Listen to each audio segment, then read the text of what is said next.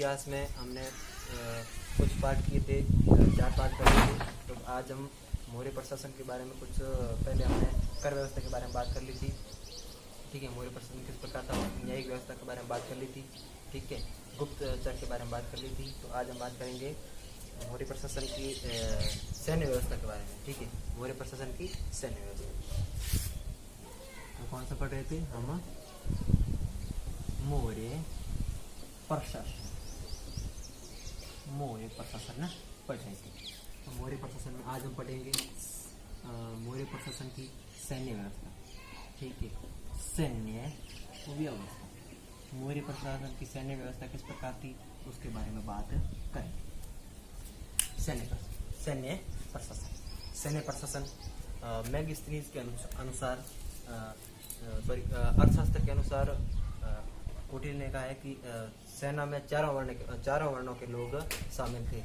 और मैगस्थनीज के अनुसार सेना में 6 समितियां बनाई गई थी। ठीक है, सेना पर नियंत्रण रखने के लिए 6 समितियां बनाई गई थी और एक समिति के 5 सदस्य थे। ठीक है, तो सेना में अर्थशास्त्र के अनुसार सेना में चारों वर्णों के लोग, सेना में चारों वर्णों के लोग स्थित चारों वर्णों के लोग थे। ठीक है, और मैगस्थनीज के अनुसार सेना में 6 समितियां बनाई गई थी। मैगस्थनीज के अनुसार सेना में 6 समितियां बनाई गई थी। ठीक है, 6 समितियां बनाई गई थी मैगस्थनीज के अनुसार, और पर समिति का एक समिति का 5 सदस्य थे। ठीक है, 6 समितियां बनाई गई, समितियां बनाई गई, जिसमें एक समिति में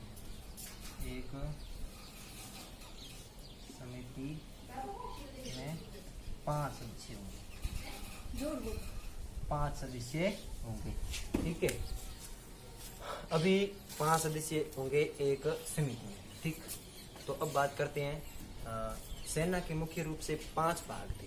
ठीक है, अश्व सेना, हाथी सेना, रथ सेना, पैदल सेना और नौ सेना। ठीक है, सेना के कितने भाग थे? 5 भाग। तो इन 5 भागों के बारे में बात करेंगे। ठीक है, तो एक बार आपको मैं फिर रिपीट कर देता हूँ। सैन्य व्यवस्था अर्थशास्त्र में सैन्य व्यवस्था में सेना में चारों वर्णों के लोग उपस्थित थे। ठीक है, मैगस्थनीज के अनुसार 6 समितियां बनाई गई थी।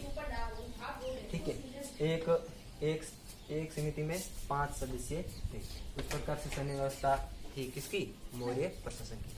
अब बात करेंगे मौर्य प्रशासन के आगे।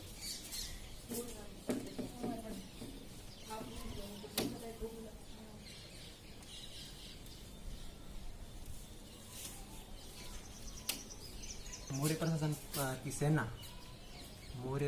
की सेना, सैन्य व्यवस्था के बारे में बात कर रहे थे। सैन्य व्यवस्था।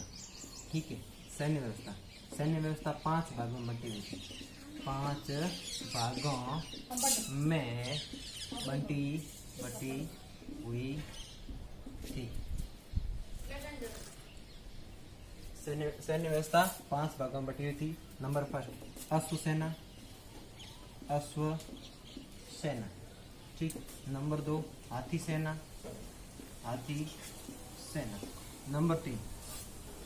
नंबर 3 पैदल सेना। ठीक है, पैदल सेना। नंबर 4 रथ सेना। नंबर 5 कौन थी आपकी? नौ सेना। ठीक है भाई, नौ सेना। तो इस 5 प्रकार की सेना थी। ठीक है, और प्लूटार्क के अनुसार मौर्य साम्राज्य की सबसे बड़ी 6 लाख सैनिक थे। ठीक है, मौर्यों की सेना में 6 लाख सैनिक थे। प्लूटार्क के अनुसार 6 लाख सैनिक। प्लूटार्क के अनुसार मौर्य साम्राज्य में 6 लाख सैनिक थे। जो नंद वंश के राजा घनानंद थे, तो उसकी सेना से 3 गुना ज्यादा थी। ठीक है, तो नंदों की सेना से 3 गुना बड़ी सेना थी किसकी? मौर्यों की। मौर्यों की सेना नंदों से 3 गुना बड़ी थी। ठीक है, कहा जाता है कि 6 लाख सैनिक थे। किसने कहा? ये प्लूटार्क ने कहा। अब हमारा खत्म हुआ मौर्य प्रशासन सैनिक व्यवस्था। अब बात करेंगे सामाजिक व्यवस्था के बारे में। ठीक है, बात करेंगे सामाजिक व्यवस्था के बारे में। सामाजिक व्यवस्था,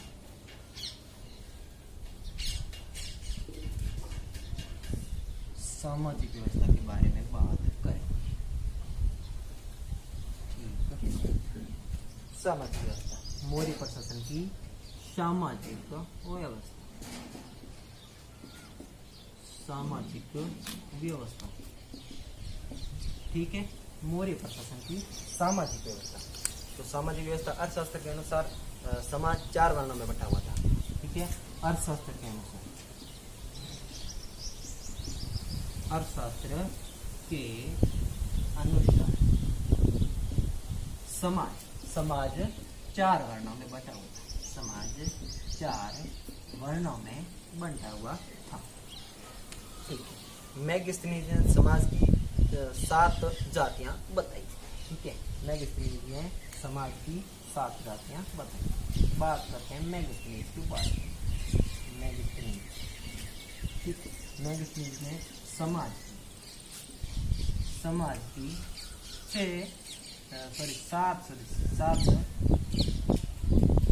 7 मैगस्थनीज ने समाज की 7 जातियां बताई।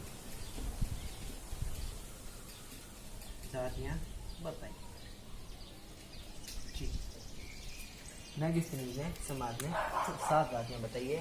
तो मंत्री, निरीक्षक, दार्शनिक और व्यापारी और कृषक, पशुपालक, इस प्रकार की 7 जातियां बताई। तो वो 7 के नाम मैं आपको लिखवा देता हूँ।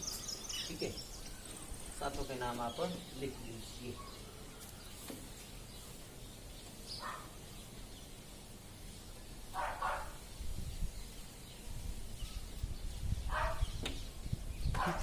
सामाजिक व्यवस्था, सामाजिक व्यवस्था में मैगस्थनीज ने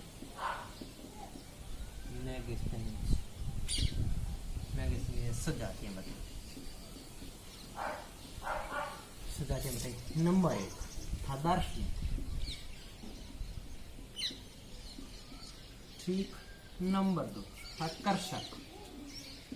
ठीक, नंबर 3 था आपका पशुपालक या शिकारी।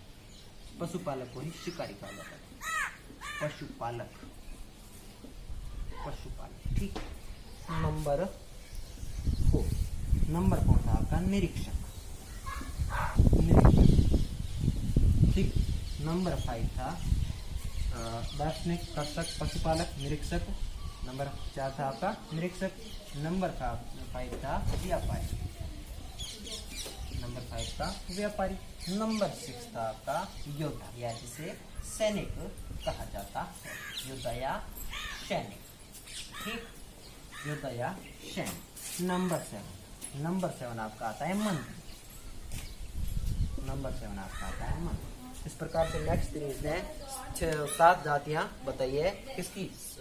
मौर्य साम्राज्य के समकालीन समाज की 7 जातियां बताई है, जिसमें दार्शनिक, कृषक, पशुपालक, मंत्री, ठीक है, योद्धा जिसे सैनिक कहा जाता था, व्यापारी, निरीक्षक और दार्शनिक। ठीक, ये 6 जातियां बताई। किसने? मैगस्थनीज ने 6 जातियां बताई। बात को थोड़ा आगे बढ़ाते हैं। आगे। ठीक है, बात को आगे बढ़ाते हैं। ठीक, थोड़ा चलते हैं आगे। ठीक,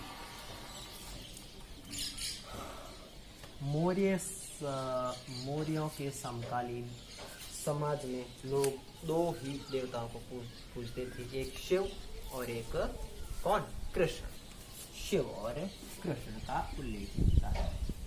शिव और कृष्ण। ठीक, शिव और कृष्ण का उल्लेख मिलता है किसमें? मौर्य साम्राज्य। ठीक, मैगस्थनीज ने। और आगे बताया था कि अर्थशास्त्र में सती प्रथा का उल्लेख नहीं, सती प्रथा तब नहीं थी, अर्थशास्त्र में सती प्रथा का उल्लेख नहीं। सॉरी, यहाँ पर मौर्य साम्राज्य में सती प्रथा का उल्लेख नहीं है, यहाँ पर लिख देते हैं सती प्रथा नहीं, सती प्रथा नहीं। महिलाओं की स्थिति अच्छी थी, महिलाओं की स्थिति, महिलाओं की स्थिति क्या थी? अच्छी थी। ठीक है, विधवा विवाह प्रचलित था। ठीक है, विधवा विवाह प्रचलित था, विधवा विवाह प्रचलित था। ठीक, और क्या था? और रूपा जीवा, जिस वैश्या को रूपा जीवा कहता था, क्योंकि वो अपने रूप के सहारे अपना पेट भरती थी, अर्थात वो रूप के सहारे जीती थी। तो वैश्या थी, जिसे रूपा जीवा कहा जाता है, रूपा जीवा, क्योंकि वो अपने रूप से अपना पेट भरती थी। और यह दुर्ग के दक्षिण भाग में, अर्थशास्त्र में से दुर्ग के कहानी कहने से दुर्ग के दक्षिण भाग में रहने को कहा, दक्षिण भाग में रहती थी। ठीक, बात थोड़ा आगे बढ़ाते हैं। तो अर्थशास्त्र में कौटिल्य ने 8 विवाह का मतलब पता दिया है कि मौर्य साम्राज्य में 8 तरह के विवाह होते थे, 8 प्रकार के विवाह का उल्लेख किया अर्थशास्त्र में। ठीक है, अर्थशास्त्र में 8 प्रकार के विवाह का उल्लेख, 8 प्रकार के विवाह का उल्लेख। ठीक, क्या अर्थशास्त्र में कौटिल्य ने 8 प्रकार के विवाह का उल्लेख किया। तलाक की अनुमति थी मौर्य साम्राज्य। ठीक है, क्या था? मौर्य साम्राज्य में तलाक की अनुमति थी, और कौटिल्य ने तलाक को मोक्ष का दर्जा दिया गया, अर्थात कौटिल्य ने तलाक को मोक्ष कहा। ठीक, सामान्य तलाक की अनुमति थी। ठीक, तलाक की अनुमति थी, और तलाक को कौटिल्य ने मोक्ष कहा। किसने कहा? तो कौटिल्य ने, अर्थात चाणक्य। तो अर्थशास्त्र के पिता या अर्थशास्त्र के जनक। अब इस प्रकार से सामाजिक व्यवस्था आपकी कंप्लीट हुई मौर्य साम्राज्य में। ठीक, मौर्य साम्राज्य में सामाजिक व्यवस्था कंप्लीट हुई। बात को बढ़ाते हैं थोड़ा आगे। ठीक है, आगे बात को बढ़ाते हैं। तो आगे बात करें तो मौर्य साम्राज्य में हमने न्याय व्यवस्था पढ़ ली थी। ठीक है, और आगे बात करें तो मौर्य प्रशासन की अर्थव्यवस्था, मौर्य प्रशासन की अर्थव्यवस्था थी, वो किस प्रकार थी और किस प्रकार नहीं थी, उसके बारे में बात करते हैं। ठीक है, मौर्य प्रशासन की अर्थव्यवस्था। तो मौर्य प्रशासन की सामाजिक व्यवस्था हमने पढ़ ली है, न्यायिक व्यवस्था पढ़ ली है। अब बात करते हैं मौर्य प्रशासन की अर्थव्यवस्था के बारे। ठीक है, मौर्य प्रशासन की अर्थव्यवस्था। मौर्य प्रशासन में कर, तो कर जो राज्य की भूमि थी, राज्य की भूमि पर जो कर होता था, पहले बात कर लेते तो कुछ उनके व्यापारी और पशुपालक। तो मौर्य साम्राज्य पशुपालक तथा व्यापार पर निर्भर था। व्यापार व पशुपालक